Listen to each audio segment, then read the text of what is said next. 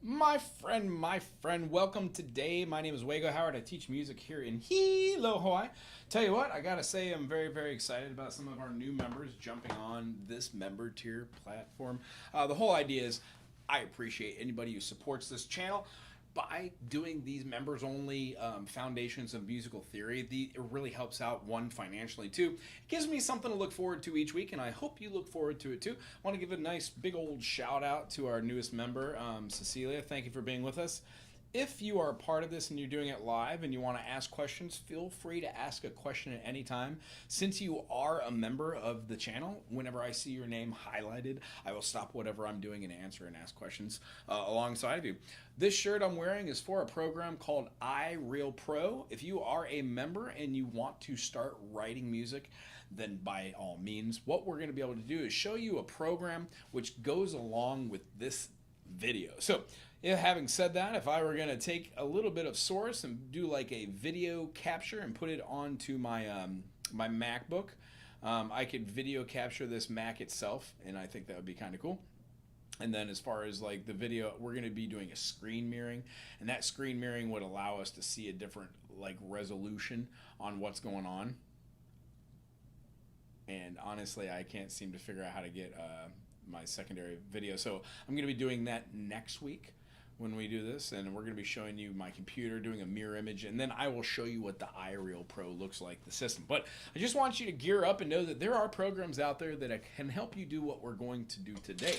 Now, for what we're going to do today, I'm going to use the big old whiteboard. This is the best way to do it in the beginning. So if you are new to this channel, I would suggest having like a music workbook, a music songbook, a sheet book, which you write down ideas and information. Remember, as long as this YouTube channel is up and going, you will always have at least this guy and the videos on here as a resource. And one of the really cool things we can do from having this resource is build our musical foundation and knowledge. Now, I have to say, if you haven't prefaced this video with the other videos that are in this, I would say watch those too at your own leisure.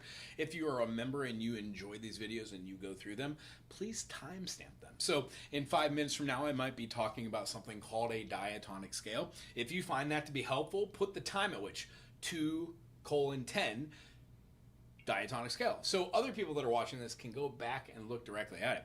Tell you what, when I go through this whole thing, a whole hour should have about, 15 to 35 different talking points that you could go back and refresh your memory. We might talk about chord recognition, tempos, rhythms, vocabulary. There's just so much in music. So we don't want to miss anything, but the idea is when you go over these concepts over and over and over again, sometimes some of them fall through the crack. So previously, what we've talked about is how to view notes, what are durations of those notes, what are rests, what is the grand staff, what is a treble clef, what is a bass clef, how to read music very simply. And the last time that we were doing this, we talked about notation and how to write out a little bit. What I'd like to do right now is just show you how to chart a song in a key. Now, for most songs, when we're trying to go through the process of seeing songs, we have a very, very specific way of doing that. I like to draw it up here, and it's called the circle of fifths. This Euclidean shape, our circle, allows us to see that C major has no sharps and no flats, meaning when we play in the key of C, we have the tones C, D, E, F, G, A, B, and C. What I'm about to do uses the circle of fifths and shows you that when we go 5 notes over to our fifth, we find ourselves being able to play a prime, a tonic, a root, a 1, and then all the way out we can find our fifth. Now, there's a real bummer happening with me on my broadcast here as I cannot seem to figure out how to get my iPhone working so I could show you my piano. And if I had my piano, I could show you what it looks like. Oh no, it is? Well, here, let me get rid of that. If the iPhone's here and it's up and working, and I hope it do, yeah, it's just not working today. What a real bummer. So, I don't know what else to say. Don't know what to do. Don't know what to say. I can't get this thing to work anyway. So, I'm just not going to leave them on. Long story short is I'm not going to be moving this thing every time I want to do it, so I'm just going to draw it. When we have our piano and we have our notes right here of do, re, mi, fa, sol, la, ti, C, D, E, F, G, A, B, C, D, E. It keeps going. We've got a black key, skip, black key, skip, black key, skip, black key. Keeps going on and on. Whenever we play our 1 to C, the reason why this is called an interval of a fifth is because when we go from 1 to 5, it is a distance, generally, of having a minor second, minor second, minor second, minor second, minor second, minor second. We're talking about having 7 of these minor seconds, and that is going from our 1 to 5. So when we're viewing this on a staff, and we do something like this, we draw out a staff, we put our clef, we throw out our C note, we can see that if notes are stacked together like this C note, and then the treble clef is otherwise known as the G clef, so this C to D, this interval mass is called a major third, and then a minor third, and that equals a perfect fifth. Now the perfect fifth is a combination of these two notes. C to D is a major second. C to D to E is a major third. C, D, E, F is a perfect fourth. C, D, F, G is a perfect fifth. Because we have skipped the C to the C sharp, which is a minor second. C to D is a major second. C to C sharp is a, D sharp is a minor third. C to E is a major second, major third. And then C to F, because there isn't a note between, is a perfect fourth. So what we do is we design these to have a tonic, major second, major third, perfect fourth, perfect fifth, major sixth, and then major seventh, giving us all of the notes in every key.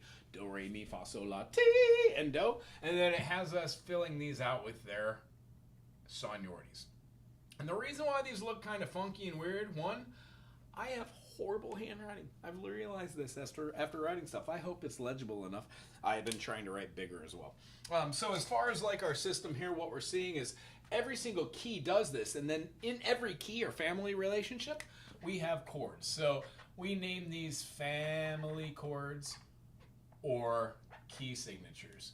And the real beauty or the gem of this is you can use the circle standing still like it is right now. Oh, please. And then you can put in all the different information. I try to keep it as simple as possible. When we're doing this, if we wanted to write a little ditty in the key of C, we would play with the notes that are part of the chords. C major, D minor, E minor, F major, G major, A minor, B diminished.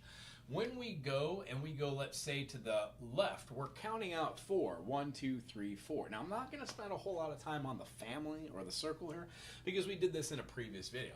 But I want you to see that when we go this way, it's our circle of fourths. And when we go the other way, it's our circle of fifths. Having said that, C goes to G, G goes to D, D goes to A, thusly E, B, F sharp, and then we've got C sharp. If we go this way and we do our circle of fourths, we have a B flat, E flat, A flat. This is a D flat. It's also the same as a C sharp. G flat is an F sharp, and C flat is a B natural. Now, this is what the natural circle of fifths looks like. It's a little overwhelming in the beginning. I get that. But the whole thing is, we're not looking to understand all of this. We're really only looking to understand what C major is. C major has no sharps and no flats. Therefore, for writing a song today, we're going to write it through the eyes of C major. However, here's where it gets a little daffy and funny and interesting and weird. Once you get rid of all the superfluous information that you might or might not necessarily want or need, we can see that the first three are 1, 4, and 5 are our major, and major chords. Meaning, when we stack these notes with tertiary harmony, like in case of here, we would have, let's say, 2 measures, each consistent of a C, D, E, and an F. Whenever we do our G, A, B, and our C, we are talking about chords. Now, C, when we go to D, is a major second. Major second. But if we go to the major third, and we go and put a dot right above it and stack it, this is now called a harmony or a dyad. If we stack a third note above it, that gives us our 1, 3, 5. Hence, when you see me do this little number on this channel, that means 1, 3, 5. It consistently will be a major. Now again, all of this information has already been done in these videos, but I just want you to be able to see this. When we have an augmented, it's the only one that's not in the key signatures. This is a major chord. This is a minor chord, this is a diminished chord, and this is an augmented. It does not have an augment in a major chord. There are no augmented chords in a major key signature. However, there is a diminished. It's always going to be the seventh every single time. Whenever we have a key signature of having a major, our seventh scale position is called the lending or the leading tone. It is the major seventh. Next to it is the major sixth. As we said, perfect fifth, perfect fourth, major third, major second, and then our tonic or our root, our prime, our foundation. What I'm doing right now is taking this D, skipping the E, smacking an F, skipping the G, hitting an A, and everything that you're noticing now by skipping a line and placing a note, this is what we call tertiary harmony or stacking notes. When you play a note that is stacked upon itself, you are playing them incongruous, meaning they sound like a chord. Here's what all of these sound like.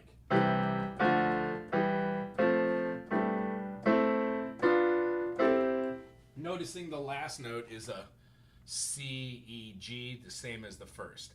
This allows us the ability of seeing where these notes are on the staff and then being able to associate note changes. Now, the thing that's interesting about this is all these are triads. They're based off having a dyad and a dyad. As we aforementioned, the distance between this one and this one is a major third. Therefore, the distance between this one and this one must be a minor third because the chord construction of this chord, major, is a major third plus minor third. Notice how I wrote this big and this one little bitty with the big one.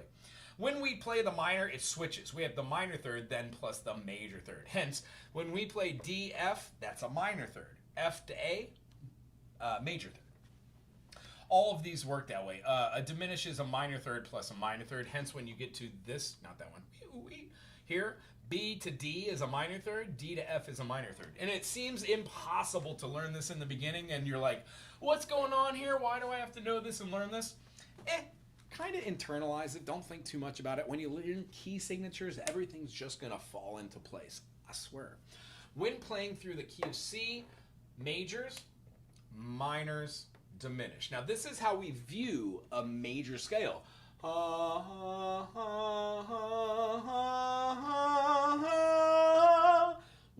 2, 3, 4, 5, 6, 7, 1.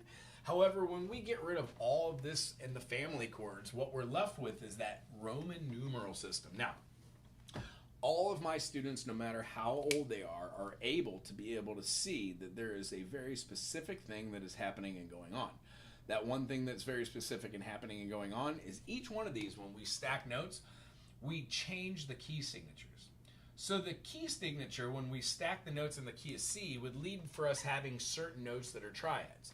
When we place a sharp on the top line of a clef, treble clef to be specific, it alters all the notes that are that line. So we have a C on the ledger line. Right above it we have a D, then we have an E and an F. This line is also an F because this distance is called a perfect eighth, or there are 7 notes in between that, and then we get an octave. F, G, A, B, C, D, E, F.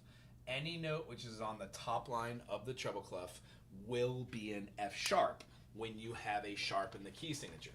Now, I'm not going to go all the way into this, but I will write them out. Why not? In the key of C, no sharps, no flats. C, D, E, F, G, A, B. When we have G, G, A, B, C, D, E, F sharp.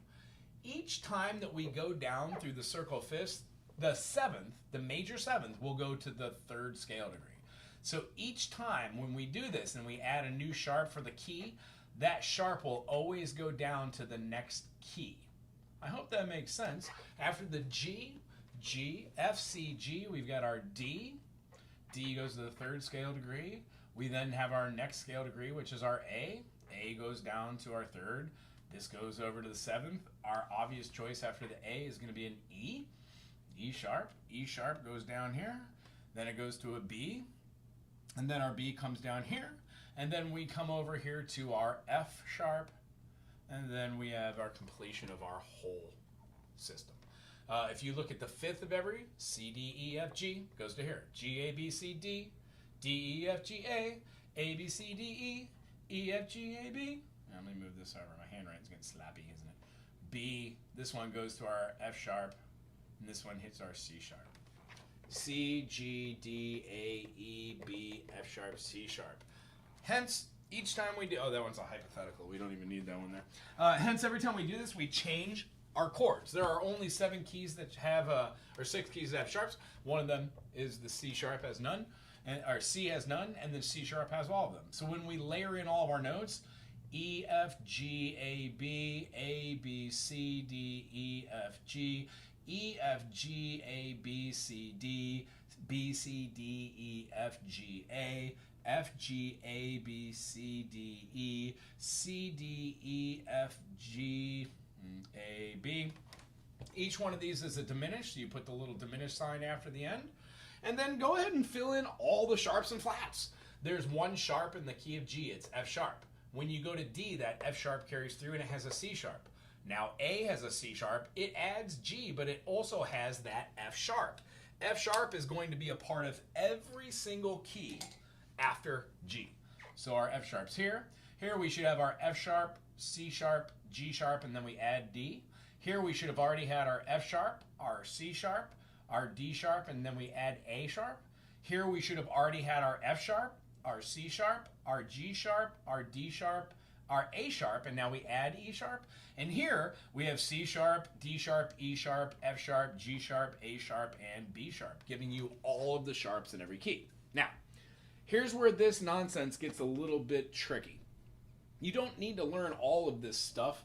What you do need to learn is the key of C and that the key of G has one sharp, that sharp is F sharp. Hence, when we use our Roman numerals, like our tonic, our major second, our major third, our perfect fourth, our perfect fifth, major sixth, and major seventh, these are the tools and the units I use to write music. When writing for a particular song and you know exactly what key you want it to be in, by all means, write with the name of the letter for its tonal pitch, meaning A is going to sound like an A. Boom. D is going to sound like a D. Boom. When we look at this and we want to write a song, these are the characters we will use. Why? Let's say that we write a real quick ditty and we call this one a little 4/4 measure. It's got 4 different measures. We're going to start off with the 2 chord. We're going to go to the 5 chord, and we're going to find the 1, and then maybe do a 1 as a dominant. This whole thing's going to repeat. This is what it sounds like in the key of C.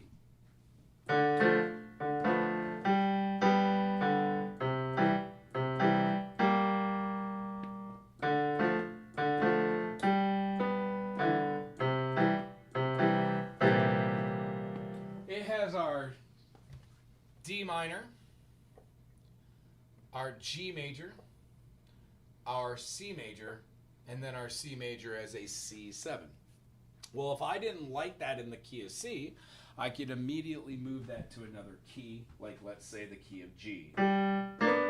G major, cool. Our minor 2 is A minor. Our 5 chord's a D. Our 1 chord's a G.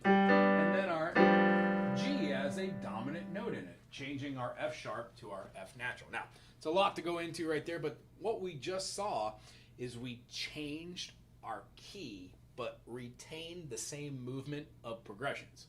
It changes the fingerings in most cases for most instruments. So, if you write something in the key of C and you're like, cool, this song is written in the key of C, but I want to try it in the key of A, you would want to have a chart that is not written where you need to rewrite all of your notes.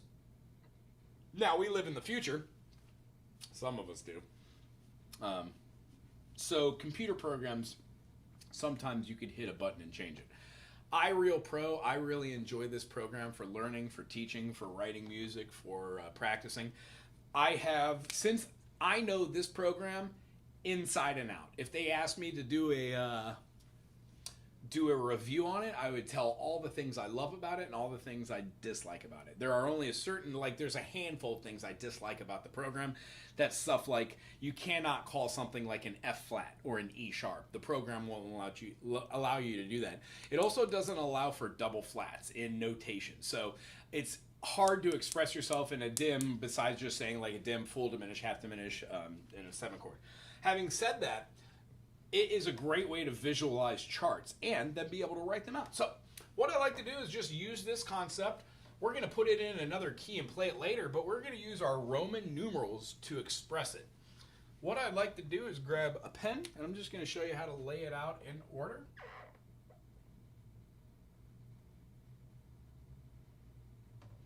It's probably good enough. And what I'm doing right here is I am just drawing all of my measures. I will go back and I will erase little lines in between as I need.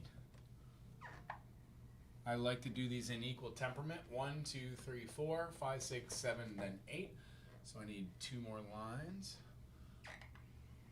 If you're writing on a board like this, you might want multiple markers. Sometimes they dry out. Here I want to put time and effort into tapering these, making sure they're the same size. And then here, I want to just go through and separate these, making sure that we can see that these are equally separate. Now, this isn't always the greatest way to do it. If you like this way, keep doing it, please. The beginning of every song will have a double bar. So, we put a double bar up there, right? We're playing this one in the key of blank. I guess we're going to be writing it in the key of C. So over here, I'm going to put the 1, the I, the 2, the 3, the 4, the 5, the 6, and then the 7. In the key we're writing from, I put C, D, E, F, G, A, and then B. Making sure that I know that the uppercase is going to be major, the lowercase is going to be the minor. And over here, I try to adhere to some sort of time signature. Now, you don't have to write it that way in the beginning, but sometimes it's fun. Let's play this one in something different. Let's play this one in 6/4. So right here, before our marking, I'm going to put 6/4. That's going to give me 6 beats per measure, and then the quarter note will get the beat. If I'm keeping a quarter note underneath like this, I would have 1, 2, 3, 4, 5, 6. There are 6 beats per 4. Hope that makes sense. That is called a polyrhythm or a compound meter. Whenever we're trying to do this, what we do is we lay out the expectation that each one of these measures will be worth that. 1, 2, 3, 4, 5, 6. 1, 2, 3, 4, 5, 6. 1, 2, 3, 4, 5, 6. So, what we can do is talk about one very, very crucial, one very, very interesting, and one very, very, very, very, very important part of music. I hope this makes sense too.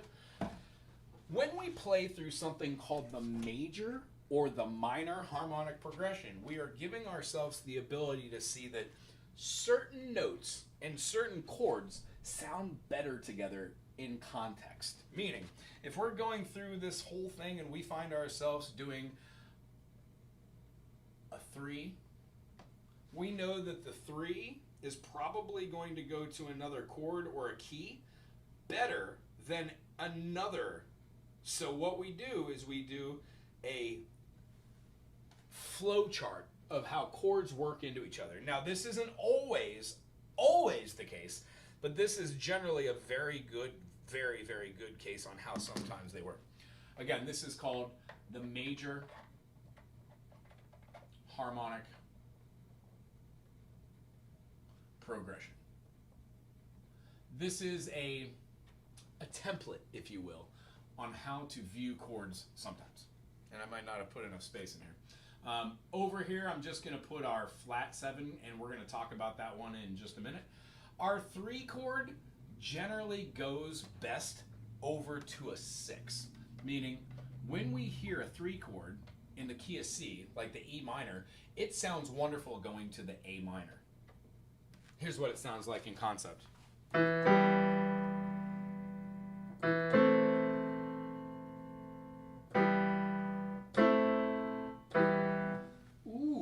minor tonalities. Have fun.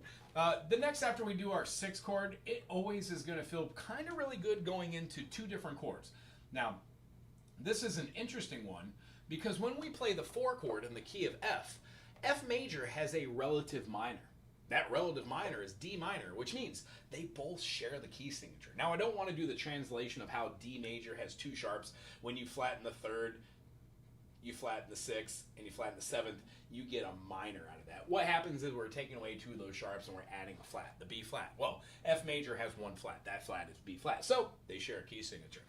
It just so happens that when you play either a 4 chord or a 2 chord, you're essentially playing what you would consider almost the same kind of chord. So what I'm going to do is just box these out with some really, really cool dots for no purpose other than I like drawing dots. That's what it comes down to. When we're moving our progression over, the next note or chord or tone we could do, which would make sense or feel good, is going to be our 5 chord.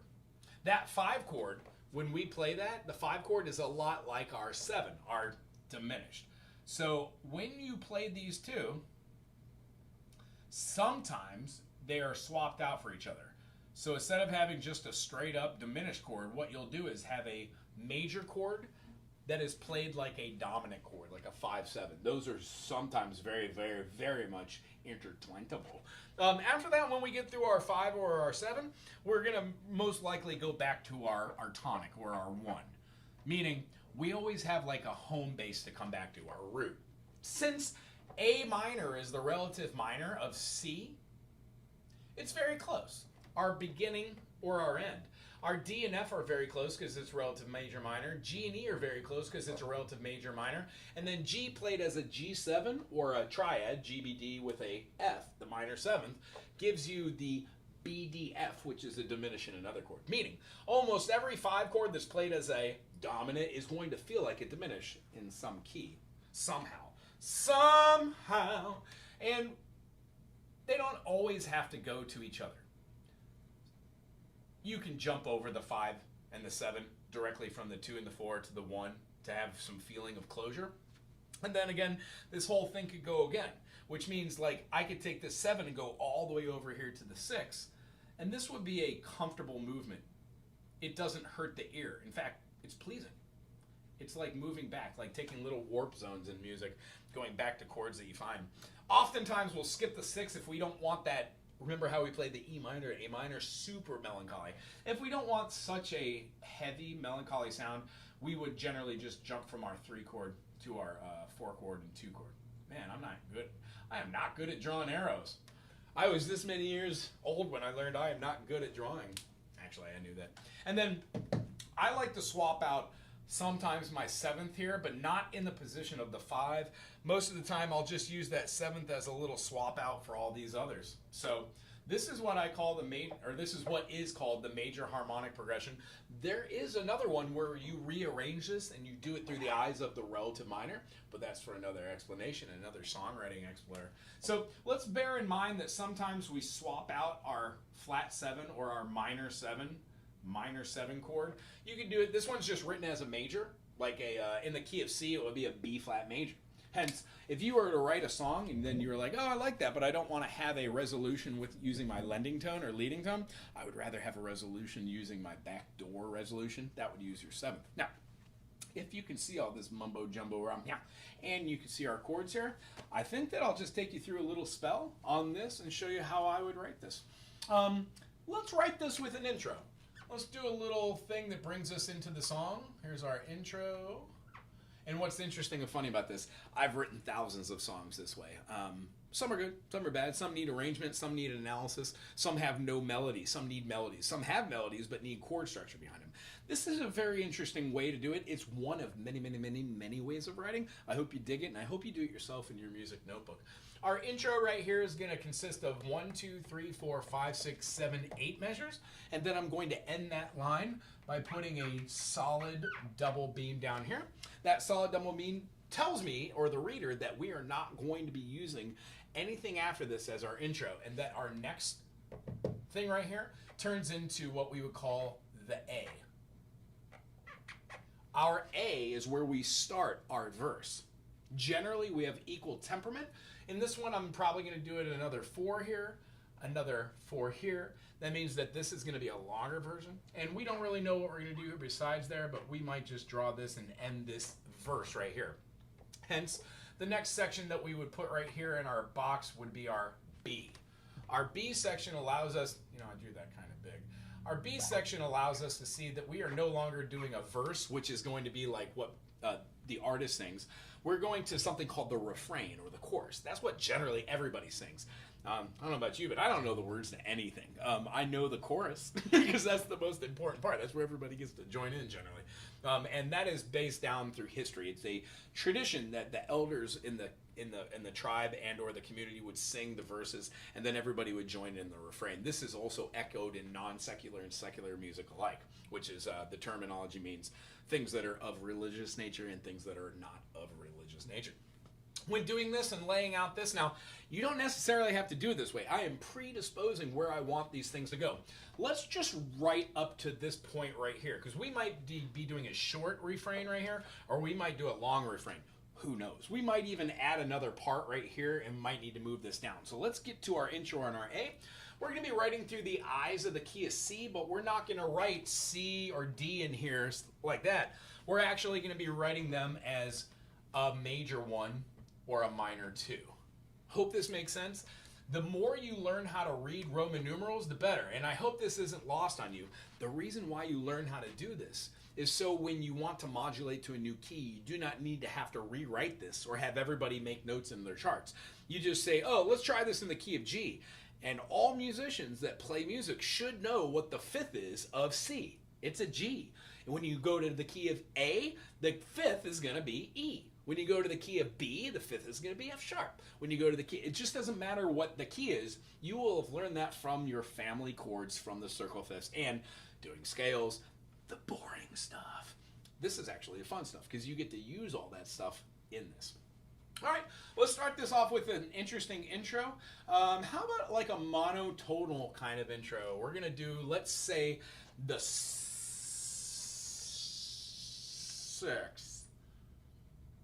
Sure, let's do the 6th. So we're going to hold this 6 chord. And by doing this 6 chord, we can play it here as being a 6 in true form. Here, when I'm doing the Roman numerals, we are not talking about chord form or Roman numerals talking about something called figured bass. If you do not know what figured bass is, do not worry about it. If you do know what figured bass is right now, figured bass is not going to be used here. So when we have like a second inversion, we're not going to write I6/4, meaning that we have an interval mass that adds up to a certain number.